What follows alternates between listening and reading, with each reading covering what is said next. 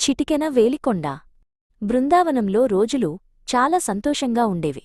కృష్ణుడు, అతని స్నేహితులు ఆవులతో పరుగెత్తుతూ మురళి వాయిస్తూ అల్లరి చేసేవారు. కాని ఒకరోజు నందుడు, కృష్ణుడి తండ్రి, ఏదో ముఖ్యమైన పూజకు సిద్ధమవుతున్నాడు.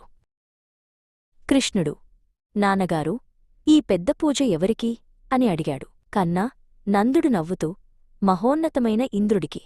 వర్షమిచ్చే దేవుడు ఇంద్రుడు మన ఆవులకు గడ్డి, పొలాలకు నీరిస్తాడు.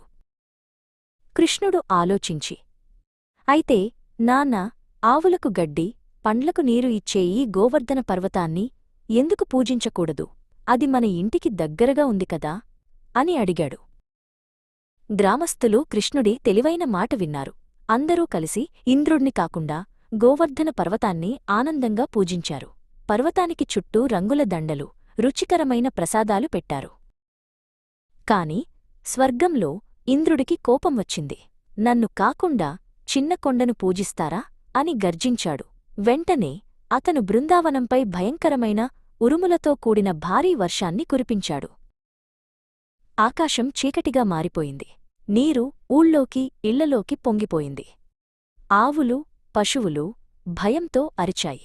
ప్రజలంతా, కృష్ణా, మమ్మల్ని కాపాడు, ఈ భయంకరమైన వర్షం నుండి రక్షించు అని వేడుకున్నారు.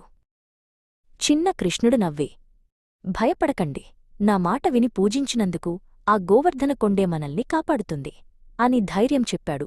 అతను మెల్లగా కొండ దగ్గరికి నడిచాడు. కృష్ణుడు తన చిటికెన వేలును పర్వతం క్రింద ఉంచి, చిటికెన వేలుపై గోవర్ధన పర్వతాన్ని తేలికగా పైకి ఎత్తాడు. అందరూ ఆశ్చర్యపోయి చూశారు. ఆవులతో సహా గ్రామస్థులంతా ఆ గొప్ప కొండక్రిందకు సురక్షితంగా వచ్చారు. 7 రోజులపాటు ఇంద్రుడు తన శక్తితో వర్షం కురిపించాడు. కాని కృష్ణుడి వేలు కింద వాళ్లు సురక్షితంగా ఉన్నారు. 7వ రోజు ఇంద్రుడు ఓటమిని అంగీకరించాడు, వర్షాన్ని ఆపాడు.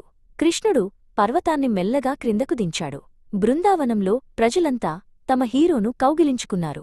కృష్ణుడు వారికి ఎల్లప్పుడూ రక్షకుడని అందరికీ తెలిసింది.